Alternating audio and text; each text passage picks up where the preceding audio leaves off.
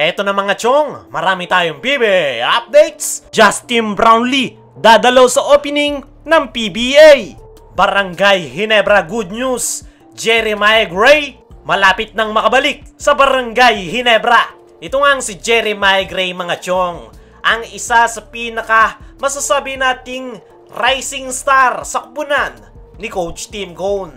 Napakaganda ng ipinakitang performance last PBA on tour. Ang kaso nga lang ay sa huling laro nila ay doon pa siya tinamaan ng injury sa kanyang tuhod. At 3 buwan na nga ang nakakalipas matapos ma-injury sa tuhod nitong si Jeremiah Gray, ay meron ngang magandang balita para sa nasabing Ginebra guard. Dahil ayon niya sa ating mga trusted source, ay mabilis nga ang pag-recover nitong si Jeremiah Gray sa kanyang injury. At expected nga daw na makakahabol ito sa Barangay Ginebra. At mas lalo ngang luminaw ang kalagayan nitong si Jeremiah Gray matapos itong mag-post sa kanyang social media account ng progress sa kanyang injury. Nakakapaglakad at nakakatakbo na nga ng walang suporta itong si Jeremiah Gray at nagsisimula na nga itong mag-individual workout. Sa ngayon ay sinisimulan na ni Jeremiah Gray na trabahuhin na ibalik ang kanyang game shape. Hindi pa nga ito sumasama sa team practice ng Barangay Ginebra. Pero expected nga na sa mga susunod na araw o linggo ay pupwede na siyang sumama sa mga drills at practices ng kanyang mga teammates sa Barangay Ginebra. Ang isa pa nga sa magandang balita dito kay Jeremiah Gray ay mas gutom nga ito na makabalik at makabawi para sa kanyang kupunan na Barangay Ginebra. Hindi nga nawala yung eagerness nitong si Jeremiah Gray kahit tinamaan ulit siya ng matinding injury. Sa ngayon ay gutom nga ito na makabalik sa PBA at unti-unti nang natatalo ni Jeremiah Gray ang kanyang injury.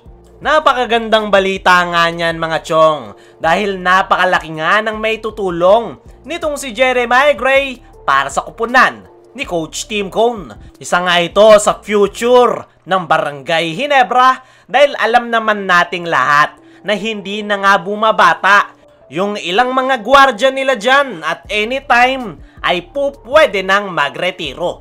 Kaya kapag nandyan itong si Jeremiah Gray ay hindi nga po problemahin ni Coach Tim Cone kung sino yung mga papalit sa kanilang mga veteranong players. At sana lang talaga ay magtuloy-tuloy yung magandang pag-recover nitong si Jeremiah Gray sa kanyang knee injury. Sa kabilang banda, Justin Brownlee dadalaw sa opening ng PBA.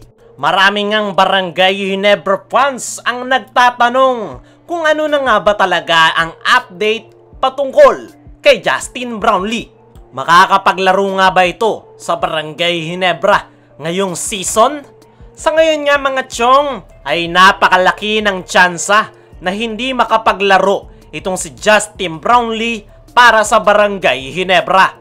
Posible nga itong makahabol pero hindi ito makakapaglaro sa mga unang laro ng kanyang kupunan.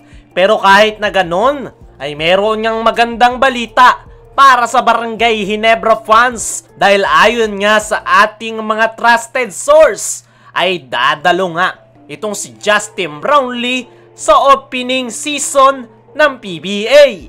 Magkakaroon nga ng awarding ceremony at recognition sa opening season ng PBA para sa Gilas Pilipinas players dahil natuldukan nga nila ang 6 na dekadang gold medal drought ng Gilas sa Asian Games. At expected nga na dadalo dyan itong si Justin Brownlee. Wala pang ang exact date kung kailan babalik ng Pinas itong si JB. At bukod nga sa dadalawang recognition event ni Brownlee sa PBA, ay isa nga sa dahilan kung bakit magbabalik Pinas na ito ay dahil sa tsansa na makakahabol ito para sa Barangay Ginebra ngayong season. wala pang ang hatol na ipinapataw kay Justin Brownlee.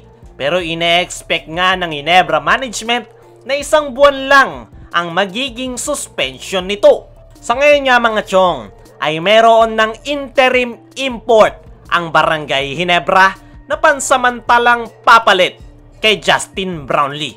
Habang inaantay kung gaano tatagal ang kanyang suspension. Kung magiging 1 buwan nga lang yung suspension ni Justin Brownlee, ay pupwede itong makabalik sa Barangay Ginebra sa kaligitnaan ng Commissioner's Cup. Para sa akin mga chong, ay si Justin Brownlee pa rin talaga ang perfect fit sa kupunan ni Coach Tim Cone. At wala nga silang makukuhang import na kagaya nito dahil nag-iisa lang si Justin Brownlee.